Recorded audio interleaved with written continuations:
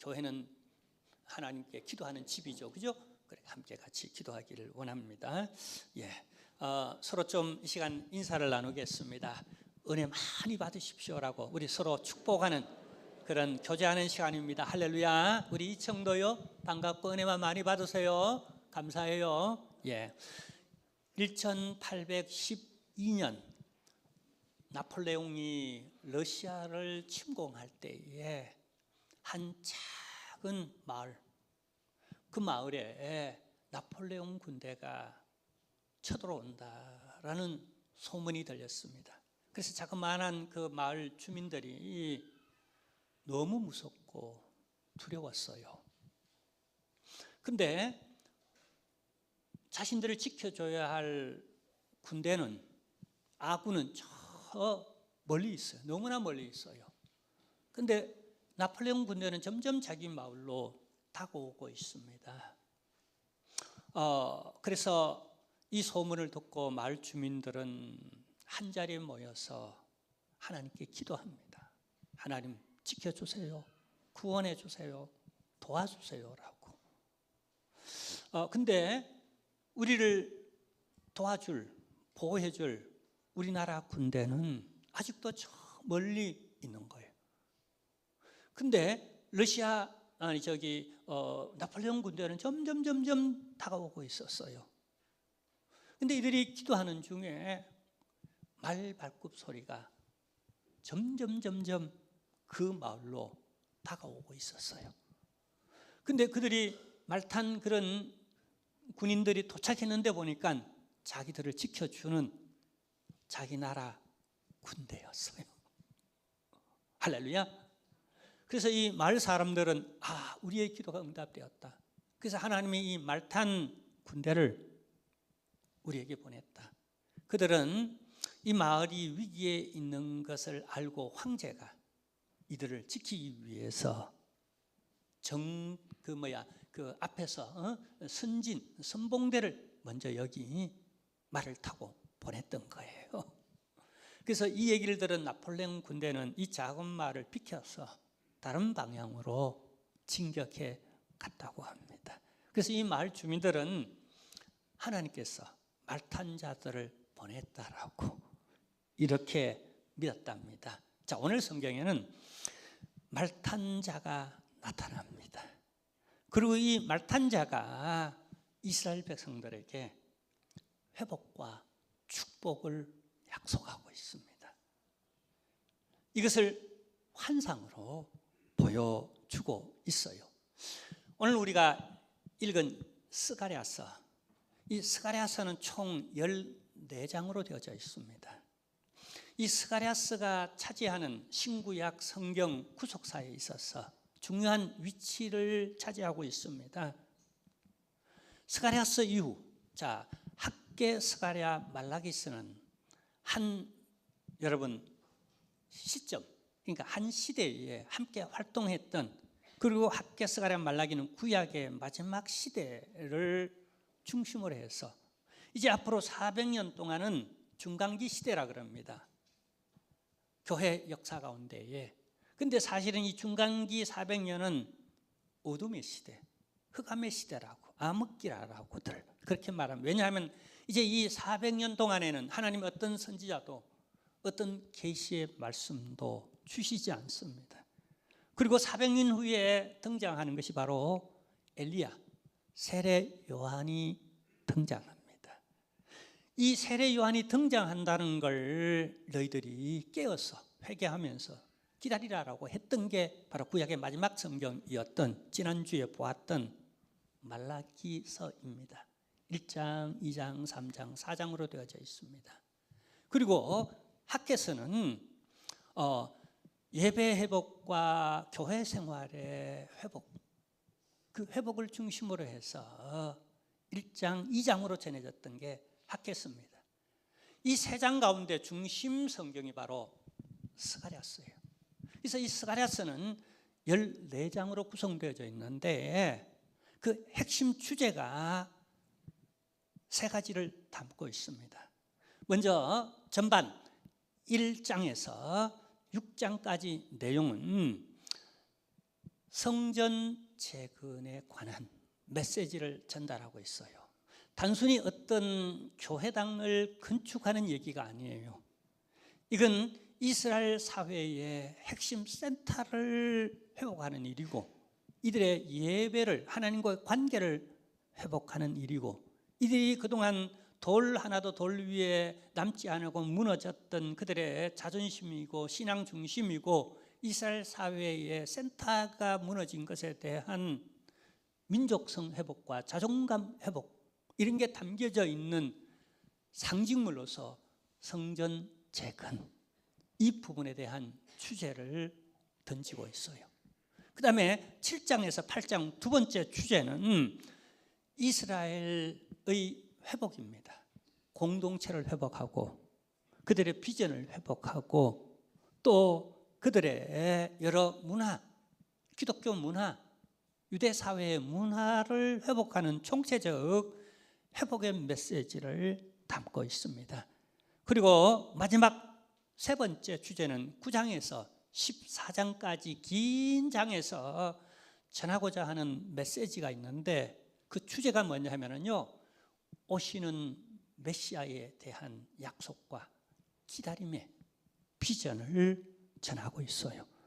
그러니까 학개, 스가랴, 말라기가 구약 시대의 말세를, 구약 시대의 종을 구하는 그 말세 시대에 어떻게 살아가야 할지에 대한 학개서가 예배 회복에 포인트를 뒀다면은, 그 다음에 말라기서는 주의 길을 예비하고 그의 첩경을 평탄케 하라라고 하는 엘리야, 세례 요한의 오실 메시아의 길잡이 노릇하고 그를 맞이할 준비를 하게 만드는, 그게 포인트를 뒀다면은, 이 스가랴서는 바로 오시는 메시아에 대한 그런 그림을, 그분은 어떻게 오고 그분은 누구이며 또 그분을 어떻게 맞이할 준비를 해야 할지에 대한, 또 그분이 나타났을 때에 우리가 어떻게 알아보지에 대한 물음에 대한 답들을 여기 다 보여주고 있어요. 근데 안타깝게도 교회사적으로 이제 지나놓고 보니까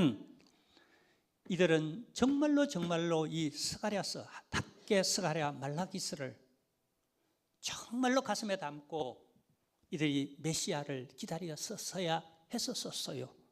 왜냐하면 이들이 초림 메시아가 왔을 때에 알아보지를 못했어요. 영접하지도 않았어요. 도리어 이건 아니야 라고 그들이 자존심 상한다고.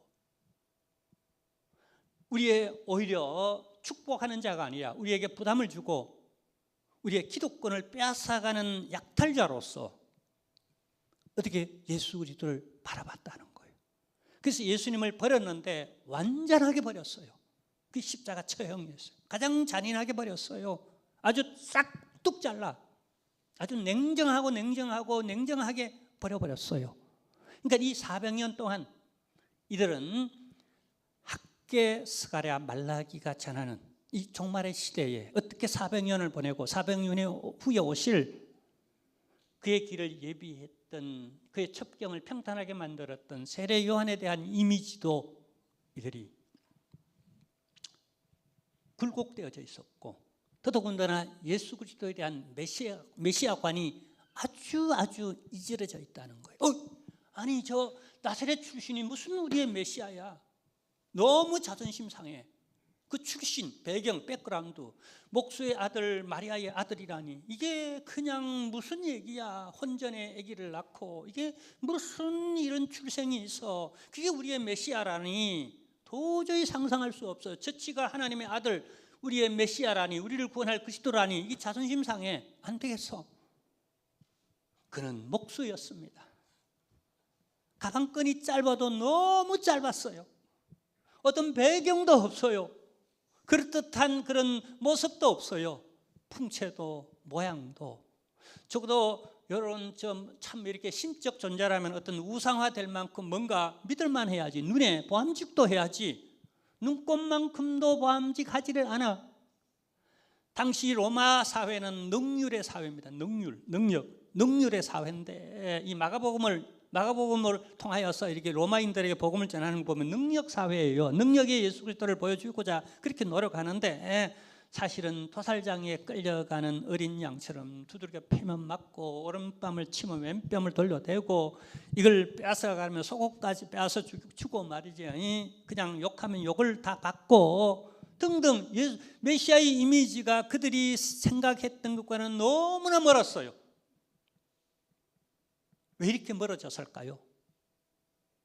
그래서 정확한 올바른 건강한 다시 말하면 오실 메시아를 알아볼 직한 그런 메시아관을 가졌어야 됐어요.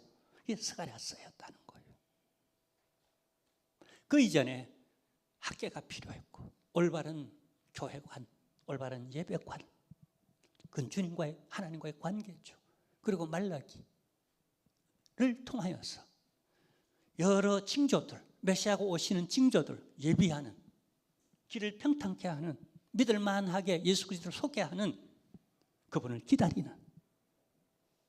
그리고 이 특히 스가랴서에서 메시아에 관한 많은 구약의 요한계시록이라고 말하는 이 메시아에 관하여 가장 직접적으로 말을 많이 하고 있고, 그 다음에 이게 요한계시록과 종말론적으로 요한계시록과는 직결되고 있어요. 많은 요한계시록들은 이 스가랴서를 배경으로 하여서 계시문학에 있어서 갑자기 어느 날 툭하니 여러분 그 요한계시록에 등장하는 게 아니에요. 여러분 계시는, 환상과 계시는 하나의 어떤 상징성을 갖고 있습니다. 그건 하나의 비유적 의미를 갖고 있어요. 내러티브적 의미를 갖고, 스토리텔링적 의미를 갖고 있다는 얘기입니다. 구약의 계시, 히브리 문학의 계시 문학 자체가 그러는 거예요. 자, 근데요, 보세요. 더 쉽게 이해하고 더 함축적으로 많은 걸 보여주고 더 오래 기억하고, 그죠? 더 확연하게 하기 위해서 백문이불여일견이라고, 보통은 소리로 청각적으로 계시가 마음에 감동이 오고 성령의 역사로 들리게 하지만은, 그냥 이건 시청각적으로 소리도 들리지만은 그림으로도 확 보여주는 거예요. 이게 비유적이라는 겁니다. 상징성을 갖고 있다고, 내러티브성을 갖고 있다는 얘기입니다. 그러니까 이게 엉뚱하게, 여러분 이 비유를 보면은요, 공중이라는 새를 보라, 누구나 쉽게 이해할 수 있는 자연 속에서 애도 볼 수 있고 어른도 볼 수 있고 공부 많이 하는 사람도 볼 수 있고 적게 하는 사람도 누구나 볼 수 있는 이런 비유적, 그러니까 그 상징성은 단번에 요한계시록의 상징성이 드러난 게 아니라 이미 오랜 구약적 상징성을 가지고 있다는 거예요. 그 백그라운드, 가장 결정적 요한계시록의 백그라운드는 스가랴서라는 거예요. 그래서 제가 지난주에 말라기를 했고요, 이제 스가랴서는 오후 예배 때 전했습니다. 그리고 앞으로 약 15과 40과로 제가 준비했지만 압축해서 시간 관계상, 그리고 신약 이제 다음 주는 잠깐 이제 마태, 초청주일이라서 마태복음을 가지고, 그 다음에 세리 죄인 마태를 통하여, 마태라는 인물을 통하여서, 이게 다 연결되어지는 거예요. 왜 당시 죄인의 대명사인 창기와 세리였는데, 근데 왜 이 사람을 통하여서 하나님이 신약 시대를 어떻게 연결시키고 시작하게 만드시는가? 굉장히 중요한 의미를 갖고 있고요. 어쨌거나 구약의 그 성도들은 오시는 예수 그리스도를 맞이하는 일에 실패를 했어요. 우리는 이 실패를, 우리 다시 오실 예수 그리스도를 맞이하는 이 시대에 우리 성도로서 이것이 병가지 상사가 되어지고, 실패는 성공의 어머니라고 하지 않습니까? 이 실패를, 역사를 우리가 함께 같이 여러분 교훈 삼아서 다시 오실 예수 그리스도를 준비하는 일에, 그리고 교회는 주의 길을 예비하고 평탄케 하는 광야의 소리로서 그 역할을 감당하고, 우리 각자들은 슬기로운 다섯 처녀처럼 등불 들고 깨어 주님을 맞이할 수 있는 그러한 신부로서의 우리 각자의 본분을 회복하는 그런 계기가 되었으면 참으로 좋겠습니다. 그래서 이 스가랴서는 우리에게 깊은 의미를 가지고 말세를 살아가는 우리에게 깊은 의미를 가지고 있습니다. 자, 근데 여기서 가장 중요한 것은 자, 오늘 본문을 중심으로 해서 여기 스가랴서에서는 8개의 환상을 보여주고 있습니다. 이 환상을 보여주고 나서 그 다음에 메시아에 대한 예언들을 합니다. 그러니까 메시아에 대한 예언들, 여러분 제대로 여러분 예수님 오셨을 때의 당시 세계사적 역사 안에서는 엄청난 여러 가지 변동들이 일어납니다. 그것은 이미 다니엘서에서 예언하기도 하고 예레미야서와 에스겔서에 예언하기도 하고 했던 선지자들의 예언 속에 담겨져 있는 아주 중동 지역 그 팔레스틴 중심으로 해서 세계사에 아주 굵직굵직한 그런 소용돌이가 아주 크게 일어납니다. 대표적으로 딱 두 가지를 얘기하면 하나는 알렉산더 제국이 일어나고 또 하나는 바로 로마 제국이 일어나는, 그리고 그 앞서 조금 압축하여 당기면은 아수르 제국이 일어나고 페르시아 제국이 일어나고 하는 그 여파들이 계속 소용돌이 치면서 그냥 그 각국전을 이룬 이집트 세력이 위쪽으로 파고들고 저쪽에서는 여러분 이 페르시아 제국이 또 이렇게 휘몰아치고 저 위쪽에서는 그 후에 나타난 오스만 제국이라고 하는 그 위에 있는 지금의 터키 지역에서부터 내려오는 남하에 내려오는 그 각축전 그 지역에서 이들이 그 모든 것을 이겨내면서 그 위기 속에서 고통과 위기와 환난과 배고픔과 질병과 여러 가지 상황 속에서 하나님은 말세, 구약 시대의 말세를 보여주면서 다시 말하면은 이제 말세로구나라고 하는 의식을, 다시 말하면 예수 그리스도께서 메시아가 와야 한다라고 하는 메시아 대망 사상, 이걸 고조시키는, 인간이 평화를 구하지만은 그러나 그 평화는 잠시 평화가 찾아오지만 그 평화도 잠시일 뿐이고 그건 가식적 어떤 하나의 이제 한 방편일 뿐이고 그냥 진정한 평화는 아니구나라고 하는 이런 소용돌이 속에 있는 전쟁과 평화라고 말하지 않습니까? 지금 중동 지역은 지금도 그런 전쟁이 일어나죠. 온 세계 각축전이 대리 전쟁이 일어나고 하는 그런 속에서 평화가 얼마나 염원되겠습니까? 이런 속에 있는 사람들에게 여러 가지 인간적 로마나 팍스라고 하잖아요. 로마가 그냥 시끄러운 걸 다 잠재우고 그냥 나 평화의 시대를 구가해야 되겠다. 역시 그 알렉산더 대왕도 그런 기치로 그냥 동방도 정복하고 온 세상을 정복해서 평화의 나라를 만들어야 되겠다고 하지만은 잠시 평화가 오는 듯 하기도 했었지만은 그러나 그 평화는 그냥 잠시일 뿐이고 그냥 겉으로 드러난 일시적 평화일 뿐이었죠. 자, 근데 이런 상황 속에서 이제 8개의 계시를 줍니다. 그리고 이 계시를 받고 그다음 메시아에 대한 직접적 예언도 해줍니다. 근데 그 예언을 따라 메시아관을 정확하게 가지고 성경적 메시아관을 가지고 메시아를 기다렸더라면은 나사렛 예수를 알아봤겠죠. 근데 대부분 알아보지 못했어요. 한 예를 들면은 정말 선한 사람조차도 누구였죠? 나다나엘이었죠. 무화과나무에 앉아있던 정말로 착하고 하나님 나라를 구했던 의로운 사람이었던 당대의 의인이었던 그도 모릅니다. 무슨 나사렛에서 선한 것이 나겠느냐라고. 그토록 나사렛은 정말 그걸 뭐라 그러죠? 범죄의 소굴. 그 범죄의 소굴을 뭐라 그러죠? 무슨 용어가 있죠? 하여튼 그 시기 한 곳입니다. 이렇게 메시아관에 대한 그 관이 이지러져 있었다는 거예요.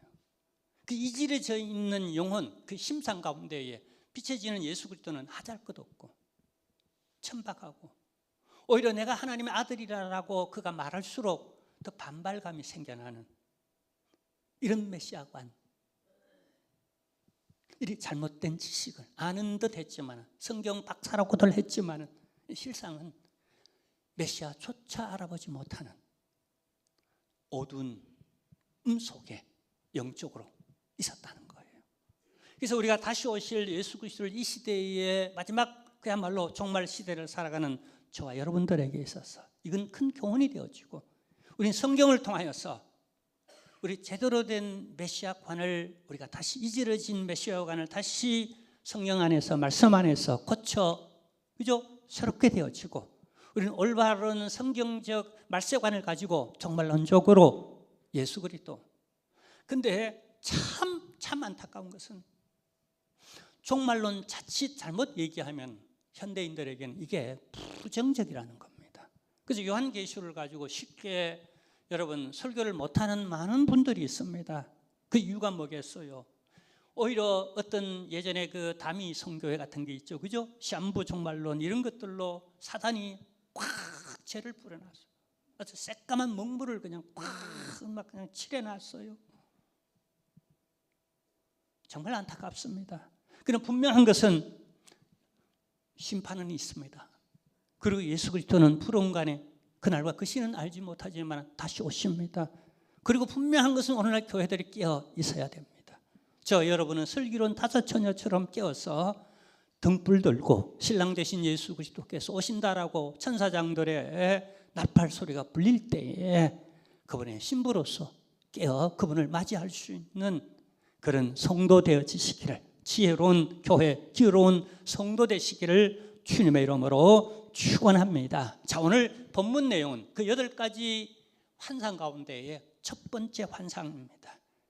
한번 보도록 하겠습니다. 8절을 보면은요, 내용이 이렇게 시작됩니다. 내가 밤에 보니 한 사람이 붉은 말을 타고 골짜기 속 화석유 나무 사이에 섰고 그 뒤에는 붉은 말, 자줏빛 말과 백마가 있기로 라고 말을 합니다. 자, 여기 누가 나타났죠? 붉은 말을 탄 한 사람이, 그 뒤에 붉은 말, 그 다음에요 자줏빛 말, 그 다음에요 백마, 네 마리 말이 나타났는데 그 가운데에 붉은 말 2마리 있고 그 가운데, 그죠? 그 가장 그 붉은 말 위에 탄 자가 이 3말을 거느리고 화석류 나무 가운데 나타났다는 거예요. 자, 시간 관계상 이 뒤에 나오는 붉은 말, 무슨 말은 뭔가를 해석하기가 지금 시간이 없습니다. 참고로 이 4말은 언제 다시 등장하느냐 하면요, 요한계시록에 마지막 때에 메시아가 나타날 때에 이 말을 타고 나타나는데, 자, 그때는 무슨 말을 타고 나느냐 하면 백마를 타고 나타납니다. 지금은 무슨 말을 타고 나타나죠? 붉은 말을 타고 나타납니다. 붉은 말은 앞으로 있을, 여러분 성경에서 붉다라고 하는 붉은 말은 전쟁, 그 다음에 권위, 심판, 이런 것을 예언하고 어떤 히브리 그 계시 문학에 있어서 상징하는 그 상징이 있다는 거예요. 이런 걸 종합해서 요한계시록의 환상을 보여주고 계시 문학으로 기록되어지잖아요. 하나님이 그런 통로로 마지막 시대를 보여주죠, 그죠? 자, 근데 이 보여주는 것에 장점이 참 많습니다. 그게 함축성이 있고 상징성이 있고 병문의 불여 일견도 있고 오래 기억도 나기도 하고, 그걸 두고 묵상하면서, 그 다음에 그게 역사와 문화와 동떨어진 어떤 그림이 아니라 그동안 쭉 계시문학 속에서 뭐는 뭐다라고 하는, 공중 나는 새를 보라 그러면은 그냥 그 새가 뭔지, 왜 공중에 나는지, 그 새는 공중에 있다는 이런 그림이 그려지잖아요. 이런 속에서 공중 나는 새를 보라 그러는 거지 그냥 보게 하는 게 아니에요. 적어도 여러분 더 쉽게 이해하기 위하여서 비유법을 쓰듯이 환상의 계시문학도 같은 내용을 담고 있는 거예요. 물론 여러분 또 비유에서도 모르는 자에게는 모르게 하고 아는 자는 또 쉽게 이해하도록 하기 위한 그런 의미로서 예수님께서 친히 해석해 주셨듯이 이 스가랴서의 환상과 이게 바탕으로 한 계시문학으로, 이 구약의 바탕으로 한 종말론적, 특히 요한계시록은 같은 맥락 속에 보아야 되는데 마지막 때는 흰말을 타고 나타납니다. 그 의미가 뭐죠? 승리하는 거예요. 북한 김정은이가 뭐 승리의 상징으로 뭐 백마를 타고 뭐 백두산을 돌고 뭐 이렇게 하는 것도 다 그 의미가 있죠, 그죠? 이게 상징하는 바가 있기 때문에 그렇게 하는 거예요.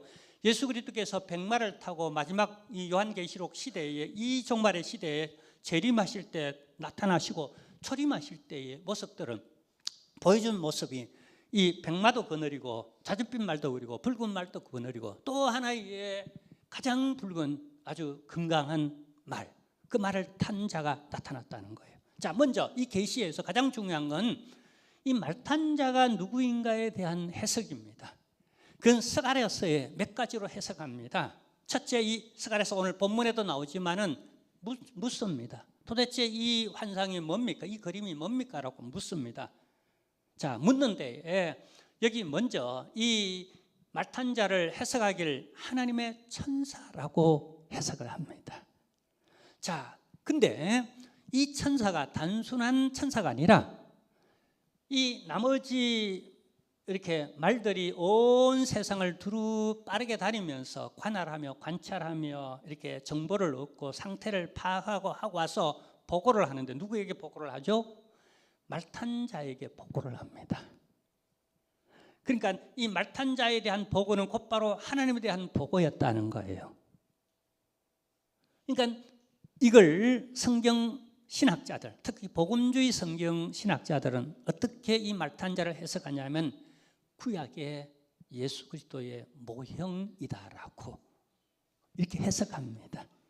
그러니까 여러분, 이제 우리가 간단하게 얘기하면은요, 아브라함에게 천사가 나타나죠. 그리고 저 소돔 고모라를 멸망시키지 말아주세요. 저들이 동성애를 하고 있지만은 그 가운데 의인 50명만 있으면, 아니 의인 10명만 있으면은 면해달라고 심판을. 그때 그 천사가 나타나서 그래, 어떻게 해요? 10명만 있으면 내가 심판하지 않겠다라고 하는 이 천사가 누구였는가? 심판권은 하나님에게만 있어요. 특히 하나님이 아들 예수 그리스도에게 심판권을 위임합니다. 그러니까 심판의 주인 거예요. 그래서 이를 해석하기를 구약에 나타난 예수 그리스도라고. 잠시 그분은 구약에서 삼위 하나님으로서 활동하시면서 인간 세계에 나타나실 때 아직 성육신하지는 않습니다. 그건 하나님의 섭리와 계획을 따라 이제 1세기에 나타날 것을 예언하면서 이미 아브라함 때부터, 그리고 여기 스가랴 때에도 환상 가운데에 보여주는 예수 그리스도는 하나의 영적 존재로서 인간의 판단, 인간의 모습으로 볼 때는 천사와 같이 보이는 어떤 영적 존재로서 그렇게 환상적 그림을 보여주는 거예요. 자, 그래서 이 중보자는 이 땅의 인카네이션, 성육신 오시기 전에 구약 시대에 선제해 계셨던 예수 그리스도, 선제적 예수 그리스도의 모형이다라고 그렇게 상징을 해석합니다. 자, 근데 이분이 중요한 것은, 자, 이것은요, 우리가 이 스가랴서 자체에서도 보면은 우리가 이것을 해석해낼 수 있어요. 우선 9장 9절에 보면 여러분이 잘 아는 성경 구절이 나옵니다. 여기 보면은요, 그가 겸손하셔서 나귀를 타고 나타날 것이다라고, 그것도 아주 작은 나귀 새끼를 타고 나타날 것이다라고 하는. 그리고 이 환상은요, 환상이었지만은 이건 실제 이 환상이 여러분 확연하게 실제 사건으로 드러나는 장면이 마태복음에 나옵니다. 예수님께서 예루살렘의 마지막 한 주간의 첫날에 십자가를 지시기 위하여서 예수님께서 예루살렘으로 등장할 때에, 그리고 사람들은 연도에 서서 아이들부터 어른에 이르기까지 호산나 다윗의 자손으로 오시는 이여 호산나 하더라라고 하는, 바로 예루살렘의 왕이요 유대인의 왕이요 만왕의 왕으로서의 유일하게 예수님이 한번 대접받았던 자신을 완전한 이 계시의 성취자로서 말을 탄 자로서 등장한 이 스가랴서의 이 예언이 그대로 적중하는 나라라고 하는 마지막 기회를 보여준 거죠. 근데 사람들은 그건 잠시고 더 싫어하고 더 싫어해서 결국 그게 절정이 되고, 그 다음에 어떻게 해요? 완전 대단원의 막을 십자가로 그렇게 대단원의 막을 내리고 맙니다. 이 실패한 메시아를 기다리는 실패한, 그러니까 스가랴서에서 제시하는 메시아관을 올바로 갖지 못했고, 그리고 여기 어떻게 준비하라고 하는 그 메시지들을 깨어 준비하지 못했던 그 올바른 성경적 메시아관과 성경적 메시아를 기다리는 이런 면에 있어서 이들은 실패했다는 거예요. 이것이 우리에게 병과지 상사가 되길 원합니다. 이 실패가 우리의 성공의 어머니가 되어져서 우리 여기서부터 우리가 이를 연구하는 건 사람이 넘어지면 넘어진 땅을 짚고 일어나야 되지 않겠습니까? 우리가 이 넘어졌던 인류 역사 가운데서 초림은 실패했다면 예수 그리스도가 실패한 게 아니라 맞이하는 우리가 실패한 거죠. 그렇다면 우리는 이 땅을, 이 실패를 거울 삼아 이 땅을 다시 딛고 우리는 다시 올바른 메시아관으로, 그리고 그분을 기다리는 올바른 방법으로 그분을 맞이할 수 있는 일에 다시 딛고 일어나는 그런 이번 메시지, 이런 여러분 연구가 되고 은혜가 되기만을 주님의 이름으로 축원합니다. 그리고 스가랴서 6장, 같은 성경 스가랴서 6장 1절에도 보면은요, 여기 쭉 1절에서 쭉 7절까지 내용을 쭉 읽다가 보면은요, 대병거 탄 병거가 등장하고 이 병거를 모는 사람이 등장하는 거예요. 그러니까 병거는 뭐가 끌죠? 말이 끄는 거예요. 이 말들이, 그리고 이건요 요한계시록에 고스란히 그대로 대병거 얘기가 나옵니다. 그대로 나오는 거예요. 그때 보면 이 병거를 여러분 호령하고 주관하고 하는 사람이 누구냐 하면 심판하러 오신 예수 그리스도가 세상을 심판하면서 세상을 다스리면서 병거를 가지고 그렇게 나타나는 모습을 여기 볼 수 있습니다. 그리고 우리가 직접 이제 계시록, 요한계시록 19장 11절을 보면은요, 종말로적 메시아의 등장을 이렇게 묘사합니다. 자, 여기 보면 또 내가 하늘이 열린 것을 보니 보라, 백마와 그것을 탄 자가 있으니 쭉. 이때는 이 백마는 의를 상징하고 승리를 상징합니다. 그러니까 의로우신 재판장이신, 그리고 최후에 승리케 하시며 또 승리자이신 예수 그리스도가 백마를 탄 형상으로 등장 이렇게 합니다. 자, 이런 해석을 통하여서 우리가 지금 이 환상의 주인은 예수 그리스도, 다시 그들에게 초림을 임하고 오늘 우리에게는 다시 오실 예수 그리스도의 형상으로 이렇게 나타났다는 것. 자, 그러면은 우리가 여기 하나 볼 것은, 자, 또 하나 왜 예수 그리스도냐 하면은요, 보고를 아까 말했지만 보고를 이 말들이 보고하기를 이 붉은 말 탄 자에게 보고를 하고 있고, 그리고 그는 하나님을 대리해서 그들에게 그 보고를 받고 또 보고에 대해서 그가 답하고 있다는 겁니다.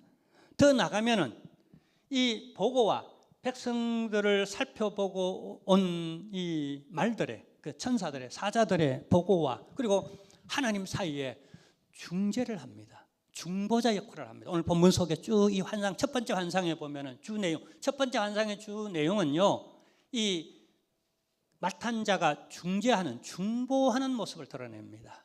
자, 우리 개혁주의 신학에 있어서 중보라는 말을 쉽게 쓰지 말라라고 한 20년 전에 총회에서 결의를 해서 신학적으로 오래 연구하고 신학 교수들을 통해 연구하게 만들어서 온 교회마다 공문을 보냈습니다. 왜냐하면 우리가 중보 기도라는 말을 함부로 쓰지 말고, 또 혹은 이단자들, 어떤 이단 사람들이 내가 예수 그리스도를 대신하는, 내가 예수 그리스도의 사자로서 말하면은 중보자라고 이렇게 얘기를 한다는 거예요. 내가 제2의 예수로서 예수님이 뭔가 부족해서 못다한 걸 내가 대신해서 하는 내가 중보자다라고, 그걸 어떤 사람은 내가 아버지다라는 명칭을 쓰기도 하고, 뭐 어떤 또 무슨 여러 가지 명칭을 쓰기자 하면 결론적으로 내가 중보자다라고 하는 그 중보자의 역할을 하려고 한다는 거예요.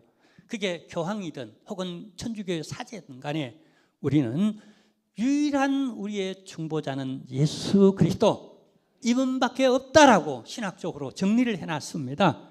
그러니까 이 세상 이런 사람들과 하나님 사이를 중재하는 중재자들은 오직 예수 그리스도, 그분밖에 없다는 걸 해석적으로 보면은 이게 구약에 선제적으로 나타나 역사하셨던, 활동하셨던 예수 그리스도를 상징한다라고, 환상이니까요. 환상 중에 그 상징을 예수님이 지금 실제로 이 역할을 사람과 하나님 사이의 구약에서도 중재하고 있는 상황을 이렇게 설명하고 있는 겁니다. 자, 근데 여기 오늘 본문에 보면은요,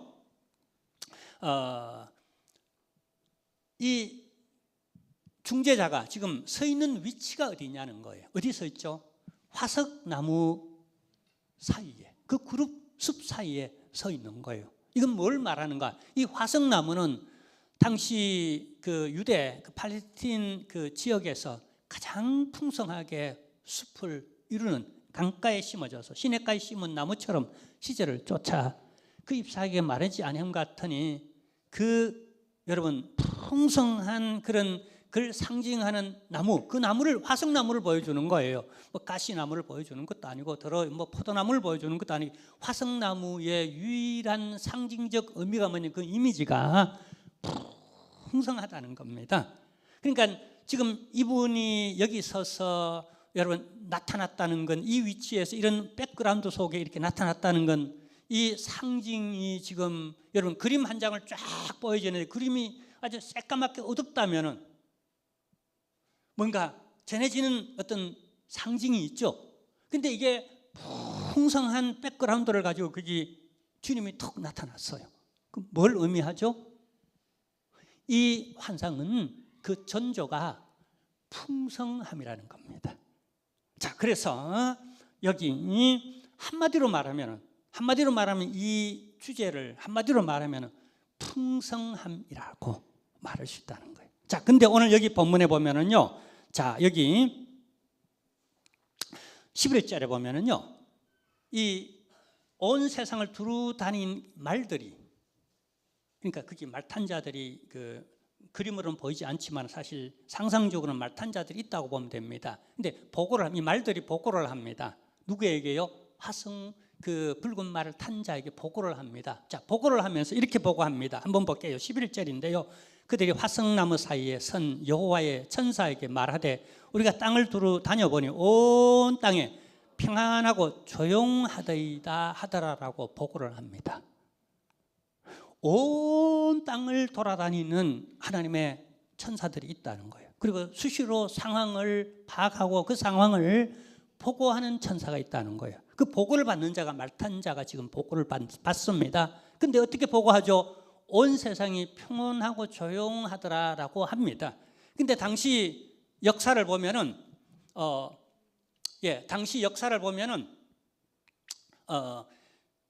그렇게 무지막지했던 이 바빌론 제국을 페르시아 제국이 어떻게 해요? 멸망시키고 페르시아 천하 제국이 되어졌어요. 그리고 강력한 통치를 통하여서 잠시 이 전체 중동 지역에 평화가 도래해 있었던 지역을 지금 이렇게 상징적으로 환상 가운데 온 세상은 평안하고 조용하더라라는 보고를 합니다. 근데 여러분 겉으로는 평안하고 조용해 보이지만 물밑 속에서는 엄청난, 지금 이제 알렉산더 제국이 일어나고 로마 제국이 막 일어나는 이런 환상들이 또한 일어나고 있습니다. 이런 환상들이 일어나고 있어요. 자, 이제 제가 말씀을 맺으려 합니다.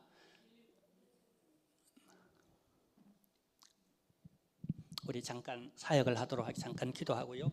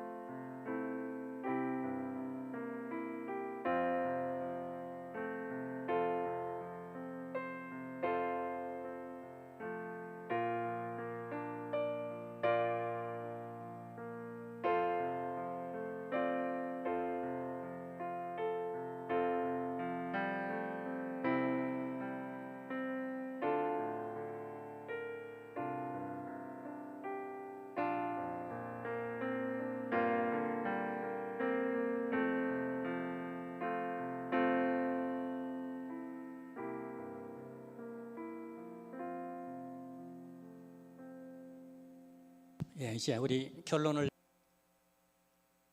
말씀의 결론을 내립니다. 이쪽으로 주목해 주십시오. 데려가실 분 조용히 데려가시고 이제 괜찮아질 겁니다.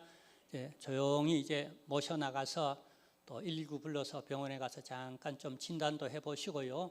자, 여러분 이제 내립니다. 세상은 고요하고 평안했지만은 반비례해서 뭘 보여주느냐 하면은요, 이스라엘은 포로 생활에서 막 돌아와서 그 형편이 너무 어려웠다는 거예요. 그 내적으로 내부적으로 여러 가지 분란도 내분도 일어났고요. 그러니까 세상은 평안한데 도리어 교회는, 이스라엘 사회는 가난했고 찌들었고 병들었고 소외됐다는 거예요. 그걸 대비시키는 거예요. 예수 안 믿는 사람은 저렇게 잘 먹고 잘 사는데 왜 예수 믿는 우리 교회 다니는 우리는 이렇게 쪼그라들었는가 하는 걸 비례하는 겁니다. 그들은 있고 내게 없는 걸. 근데 오늘 성경에 보면은요, 하나님의 열심이라는 단어가 나옵니다. 그러면서 하나님, 자, 이 무슨 말인가 하면 하나님의 질투라는, 이 질투라는 말을 열심 혹은 질투로 번역할 수 있어요. 그게 하나님께 너무 배 아프다는 거예요. 이방 자식들은 잘 먹고 잘 살고 평안을 누리는데 온 세상 두루 세계 경제는 잘 돌아가는데 반비례해서 하나님의 백성, 우리나라는, 우리 가정은 나는 왜 이렇게 못 먹고 못 살고 불란스럽고 힘이 드냐라고 하는 것을 대비시키는 환상을 보여주고, 이 보여줌으로 말미암아 두 가지 마음을 전달합니다. 하나님 백성들이 얼마나 피곤하고 지치고 있는가. 그러나 이대로 그냥 포기하거나 낙담하거나 그냥 숙명도 받아주고 주저앉지 말고, 세상 사람들도 잘 먹고 잘 사는데 너희는 더 잘 먹고 잘 살 수 있지 않는가에 대한 도전을 이렇게 주고 있는 거예요. 이 그림을 보여주면서 봐라, 세상도 저렇게 내가 베푸는 자연 은혜 가운데 저렇게 잘 먹고 잘 사는데 너희랴, 내 자식이랴라고 하는 이런 반전과 더불어 여기 나는 그게 질투난다라고 하는 하나님의 마음을 전합니다. 이게 하나님의 열심이에요. 세상은 잘 먹는데 왜 내 백성이 이렇게 살아? 내 마음이 너무 배 아파서 난 지금 너무너무 질투가 나.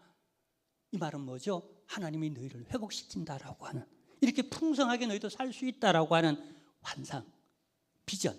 그게 첫 번째 환상입니다. 두 번째, 세 번째, 네 번째는 이제 주일 오후 예배 때 제가 강해해 나갈 거예요. 오후 예배에 오셔서 이제 여러분, 저는 신약으로 가는데 다음 주부터는 이제 신약으로 갈 터인데, 이제 이 8개 환상들을 중심으로 해서 오후 예배 때 제가 전할 때 함께 같이 은혜 받기를 주님의 이름으로 축원합니다. 하나님 아버지 감사합니다. 말세를 살아가는 저희들에게 이 구약의 사건들이 우리에게 병가지 상사가 되어지고, 이제 우리가 종말을 어떻게 살아가야 할지 하나님이 요한계시록을 통해 은혜 받을 하나님이 우리가 이런 베이스 바탕을 깔아 나갑니다. 이 모든 일이 하나님이 섭리하시고 교회가 하시고